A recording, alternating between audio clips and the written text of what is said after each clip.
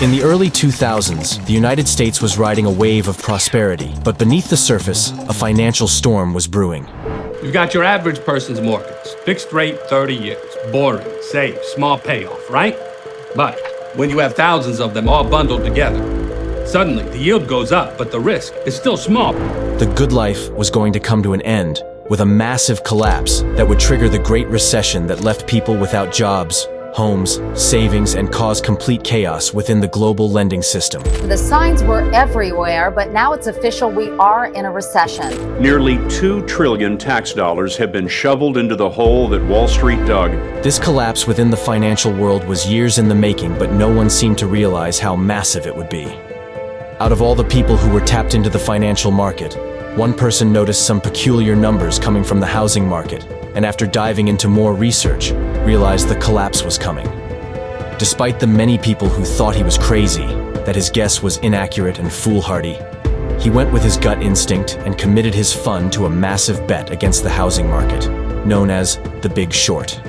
One of my swaps on mortgage bonds, a credit default swap that will pay off if the underlying bond fails.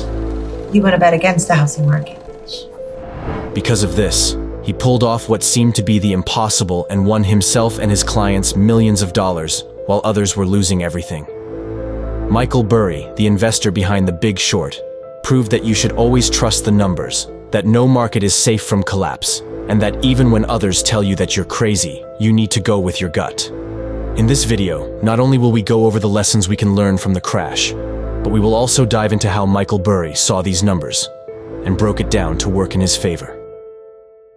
During the early 2000s, the housing market was booming.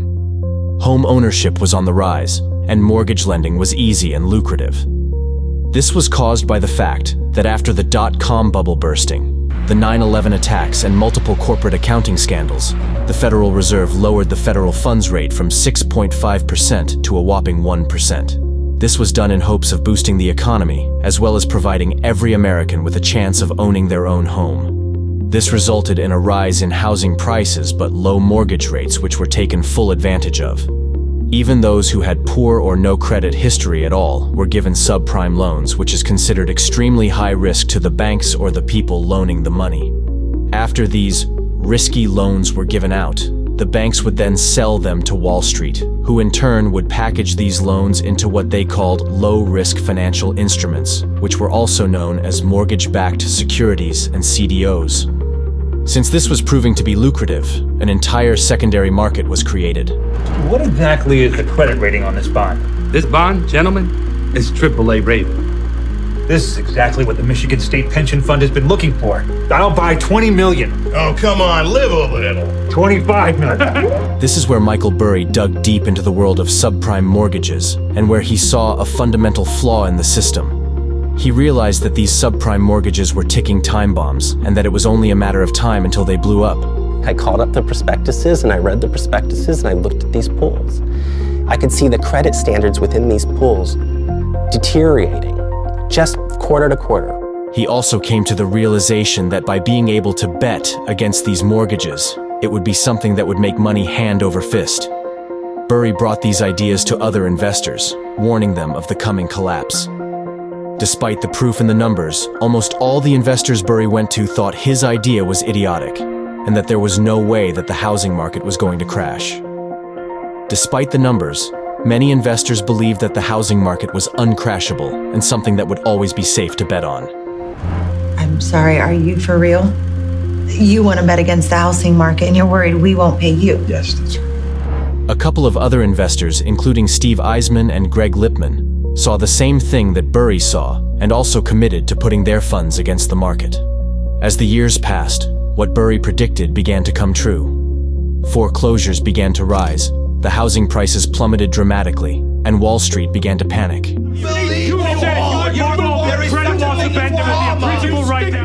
As the chaos continued and the housing market completely collapsed, the government had to step in to make sure the entirety of the financial system didn't go up in flames. Despite this help, Lehman Brothers declared bankruptcy and still holds the title of biggest bankruptcy in U.S. history.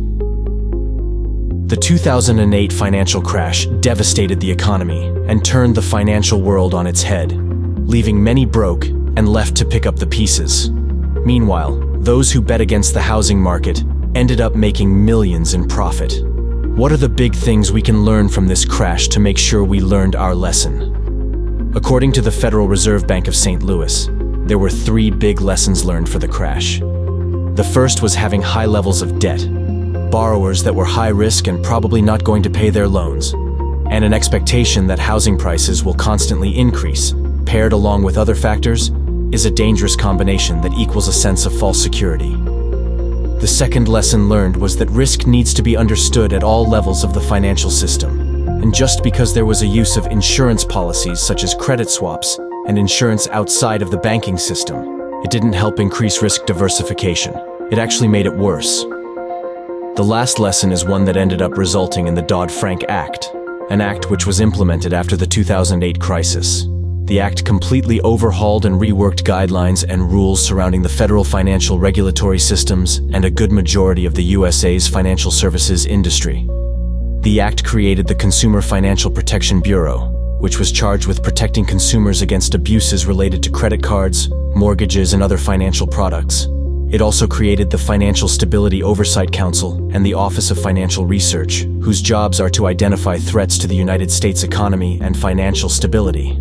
At the end of the day, the 2008 crisis revealed the mess that was the financial industry, and in a blessing in disguise moment, allowed the industry to be rehauled to practice caution and taught investors and regular citizens the lesson of not putting blind faith in any market, especially one that involves finances.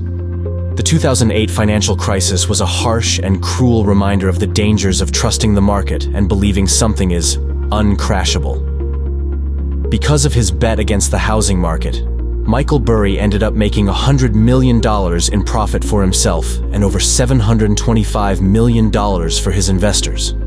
Michael Burry's Big Short was a testament to the power of contrarian thinking and thorough research. It was a critical chapter in the story of the 2008 financial crisis, a crisis that reshaped the financial landscape and left lasting lessons for investors and the world. We hope you enjoyed this video. Make sure to like and subscribe to keep up with the channel and our latest videos.